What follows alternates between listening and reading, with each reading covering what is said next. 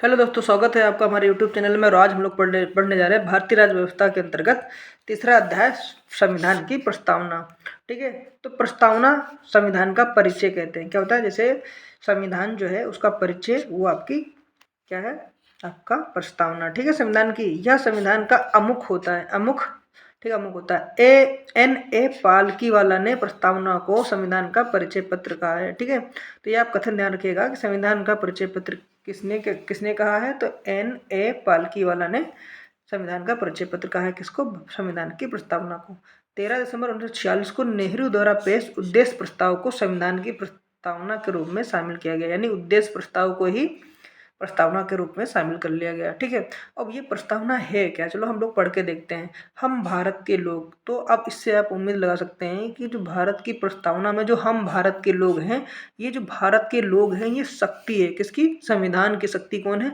तो संविधान की शक्ति जो है वो भारत के लोग हैं। ठीक है, भारत को एक संपूर्ण प्रभुत्व संपन्न, यानी सभी चीज़ों में जो भारत होगा वो संपन्न होगा। ठीक है, किसी पर निर्भर नहीं रहेगा, यानी समाजवादी। ठीक, समाजवादी, पंथ निरपेक्ष और लोकतंत्रात्मक गणराज्य बनाने के लिए ये क्या है? उद्देश्य है। तो संविधान के उद्देश्य क्या हो गया? संपूर्ण प्रभुत्व संपन्न, समाजवादी, पंथ निरपेक्ष, लोकतंत्रात्मक गणराज्य बनाने के लिए उसके समस्त नागरिकों को सामाजिक, आर्थिक और राजनीतिक न्याय। ठीक है, अब आपसे पूछा जाएगा किन 3 प्रकारों के न्याय की व्यवस्था की गई भारतीय प्रस्तावना में। तो आप ये ध्यान रखिएगा कि जो न्याय है 3 है। ठीक है, सामाजिक, आर्थिक और राजनीतिक न्याय। ठीक है, जो कि संविधान की प्रस्तावना के तहत भारतीय नागरिकों को मिले हैं।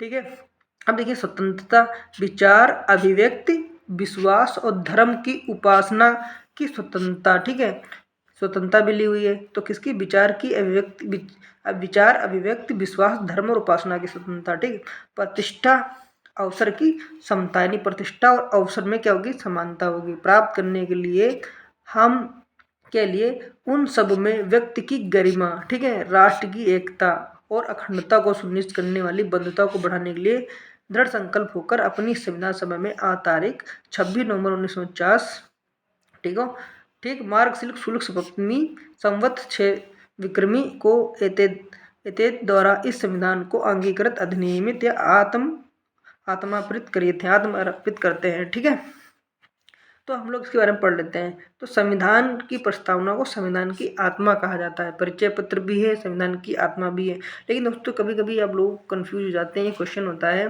कि अनुच्छेद 32 को भी संविधान की प्रस्तावना कहा जाता है। तो आप इस बात को जरूर ध्यान रखिएगा जब किसी विशेष का नाम लेकर, जैसे कहा जाए कि बाबा साहब भीमराव अम्बेडकर ने किस अनुच्छेद को संविधान की आत्मा कहा है? तो 32 को। ठीक है, 32 को। और ऐसे आपसे पूछा जाए कि संविधान की आत्मा किसे कहते हैं? तो प्रस्तावना को। ठीक है, जब स्पेशली नाम लेकर कहे तो आप संविधान की आत्मा अनुच्छेद 32 को कहा है। ठीक, अब इसके बारे में पढ़ लेते हैं कि वेरूवारी विवाद 1960 में सर्वोच्च न्यायालय ने प्रस्तावना को संविधान का अंग नहीं माना है। ठीक है, केशवानंद भारती बनाम केरल राज्य में 1973 में सर्वोच्च न्यायालय को प्रस्तावना को संविधान का अंग माना है। और जब अंग मान लिया है, संसद प्रस्तावना में 1968 के तहत संशोधन कर सकती है। हालांकि ये संशोधन नकारात्मक नहीं होने चाहिए और वो वैसा परिवर्तन करें जिसमें मूल ढांचे में मजबूती हो। ठीक है, मूल ढांचे को कोई हानि ना हो। अब तक प्रस्तावना में केवल एक बार संशोधन हुआ है, वो भी 42वें संशोधन 1976 द्वारा संशोधित किया गया है। ठीक है दोस्तों, अब हम लोग पढ़ लेते हैं अनुसूची। अब अनुसूची पढ़ लेते हैं। तो अब इसमें जब भारत में संविधान लागू हुआ था तो उसमें 8 अनुसूचियाँ थी। कितनी? 8। और वर्तमान में भारत में कितनी अनुसूचियाँ हैं? 12 अनुसूचियाँ हैं। ठीक है, तो अब हम लोग अनुसूचियों के बारे में पढ़ लेते हैं। तो पहली अनुसूची में है कि राज्य एवं संघ क्षेत्र। दोस्तों, मैं आपको एक सबसे ईजी बात बताता हूँ। जब भाग 1, अनुच्छेद 1 और अनुसूची 1, इन तीनों के पहले में ही है राज्य, संघ एवं क्षेत्र। अब हमेशा ध्यान रखिएगा। ठीक है, दूसरी अनुसूची में है कि राष्ट्रपति तथा उच्च पदाधिकारियों के वेतन।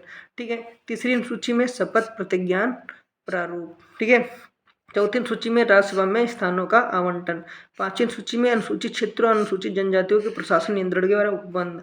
और छठी अनुसूची में असम, मेघालय, त्रिपुरा, मिजोरम, इन 4 राज्यों के जनजातीय क्षेत्र के प्रशासन के संबंध में उपबंध। तो मैं दोस्तों आपको ये बताऊं, ये आप याद कैसे रखेंगे। अब मैं आपको एक याद करने का सरल तरीका बना देता हूँ। ठीक है, जैसे मान लेते हैं कि 4-5 लोग हैं जिनको अपॉइंटमेंट करना है। कहाँ? पहला काम क्या है, उनको अपॉइंटमेंट करना है, यानी उनको हमें जॉब पे रखना है। ठीक है, अब पहला हो जाएगा कहाँ रखना है, राज्य एवं संघ क्षेत्रों में। ठीक है, भारत एक राज्य क्षेत्र है, उनमें हमें पहला काम हमको क्या करना है कि उनको राज्य क्षेत्रों में नियुक्त करना है। ठीक है, अब जब हम उनकी नियुक्त करेंगे तो उनको वेतन भी देंगे। अब जैसे वो कहें राष्ट्रपति ही हैं, उनके उच्च अधिकारी गण लोग हैं, तो उनको क्या करना है, दूसरा काम क्या है, उनका वेतन। भाई जो लोग नियुक्त लेंगे तो पहले तो वेतन भी तो पूछेंगे, तो उनको हमें वेतन देना है। ठीक है, तो दूसरा पहला काम हो गया उनको राज्य एवं संघ क्षेत्र में नियुक्ति, फिर उनको वेतन। जब उनको वेतन दोगे तो भाई अब जो आप उनको वेतन देंगे तो उनके काम के प्रति उनको शपथ भी तो दिलवाएंगे। तो तीसरी अनुसूची में क्या होगा कि आपने उनको शपथ दिलवा दी। ठीक है, और शपथ होने के बाद अब उनका काम देखोगे। अब उनका काम, पहला काम देखिए उनके काम है, चौथा नंबर पर उनका काम आएगा कि राज्यसभा में स्थानों का आवंटन करो। ठीक है, यानी अपने नियुक्त साथी हैं उनको उसमें आप लगाओ। अब जब उनने देखा कि राज्यसभा में इन थानों का आवंटन होने लगा तो अनुसूचित जाति लोग कहने लगे कि भैया हमको भी शामिल करो, हमको भी शामिल करो। तो इन लोगों ने पांचवा काम क्या कर दिया कि इनके प्रशासन और नियंत्रण के बारे में वो बंद कर दिया। ठीक है, तो इनका पहला काम है कि इनको नियुक्ति मिली, दूसरा काम है इनने अपने वेतन के बारे में पूछा, तीसरा ये काम पे लग गए यानी इनकी शपथ इन्होंने अपने ग्रहण की, और फिर चौथा काम इन्होंने शुरू किया, राज्यसभा में आवंटन किया। तब तक आवंटन कर रहे थे, तब तक अनुसूचित जाति के लोग भी कहने लगे कि हमको भी संविधान के तहत वो करो, तो इनको भी प्रशासन और नियंत्रण के बारे में बात की गई। छठा काम क्या हो गया कि भैया ये सबको हो रहा है, तो इधर असम मेघालय त्रिपुरा जो पहाड़ी राज्य है, इनने कहा कि भैया हमारे यहाँ कोई खेती पाती नहीं होती है, अब हम क्या करें, हमको भी वो करो। तो इनके भी क्षेत्र के बारे में, अरे उत्तर पूर्वी राज्यों के बारे में भी कहीं ये चाइना में ना शामिल हो जाए, तो असम मेघालय त्रिपुरा मिजोरम को भी उन्होंने उसके तहत वो किया। ठीक है, उनको भी कार्य आवंटित किए गए। अब हम लोग पढ़ लेते हैं सातवां। अब देखिए सातवीं अनुसूची में क्या है, अब सातवीं अनुसूची में अब क्या हुआ, सूचियों क्या शक्तियों का विभाजन किया गया। अब देखा कि हमसे काम हो ज़्यादा बहुत काम बढ़ रहा है, तो इन्होंने अपनी शक्तियों का विभाजन कर दिया। ठीक, उन्हीं लोगों ने जो नियुक्त किए गए थे, तो उन्होंने एक संघ सूची बना ली, एक राज्य सूची बना ली, और समवर्ती सूची बना ली, और उनमें अपने लोगों को शामिल कर दिया। यानी सातवां कार्य उन्होंने कौन सा किया कि अपने लोगों को विभाजन कर दिया। अब आठवीं सूची, तो उनने कहा यार भाषा तो यहाँ पर बहुत ज़्यादा है, तो उन्होंने 22 तरीके की भाषाओं के लोगों को नियुक्त कर लिया। यानी भाषा का मतभेद ना रहे, उन्होंने हर भाषा के 22 भाषाओं के लोगों को यहाँ पे सेट कर लिया। नौवां काम क्या हुआ, उन्होंने कुछ अधिनियमों और विनियमों की विधि का मान्यकरण कर लिया। ठीक है, विधि का मान्यकरण कर लिया, उन्होंने कुछ अधिनियम बनाए, कुछ विनियम बनाए, और उनको कानून के तहत मान्यकरण कर लिया। और 10वीं अनुसूची में कि भाई कोई उधर से उधर दल में शामिल ना हो जाए, तो इसलिए दल पर परिवर्तन के आधार पर आयोग ने कहा तुम में से कोई भी अपने काम को ना करके किसी दूसरे का कार्य करेगा तो उसको हम क्या करेंगे, उसको हम आयोग घोषित कर देंगे। उनका 10वां काम था। ठीक, 10 से दल, ठीक याद रखिएगा, 10 से दल। फिर 11वीं अनुसूची में सोचा कह रहे भैया तो बड़े लेवल पे काम कर रहे हैं, शहरों में काम कर रहे हैं, तो क्यों ना गांव स्तर पे काम किया जाए। तो उन्होंने पंचायतों से संबंधित प्रावधान कर लिए, स्थानीय लोगों को भी अपने कामों में शामिल करने लगे, उसके लिए उन्होंने पंचायत बना दी। अब 12वां काम क्या हो गया, तो नगर पालिका भी संबंधित उपबंध उन्होंने कर लिया। दोस्तों ये आप लोग कहानी याद रखिएगा। ठीक है, उम्मीद करता हूँ ये कहानी आपको याद रहेगी। ठीक है, अब हम लोग आगे पढ़ते हैं। 9वीं अनुसूची को संविधान के प्रथम संशोधन अधिनियम, ठीक है, अधिनियम 10वीं सूची को 92 संविधान अधिनियम, ठीक है, 1985 के द्वारा।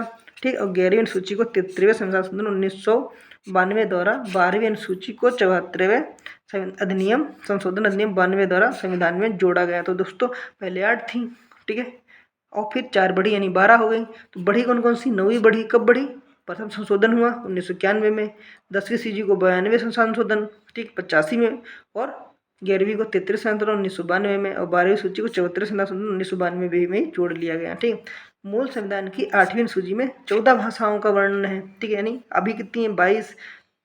ठीक है, तो 21वें संविधान संशोधन 1967 द्वारा सिंधी, 71वें संविधान संशोधन 1992 द्वारा कोंकणी, मणिपुर, नेपाली, और 92वें संविधान संशोधन 2003 बोडो, डोगरी और मैथिली और संथाली भाषाओं को जोड़ा गया। वर्तमान में कुल 22 भाषाओं का वर्णन है। ठीक है दोस्तों, अब हम लोग पढ़ेंगे नेक्स्ट वीडियो में भारत संघ और उसके क्षेत्र तथा राज्य।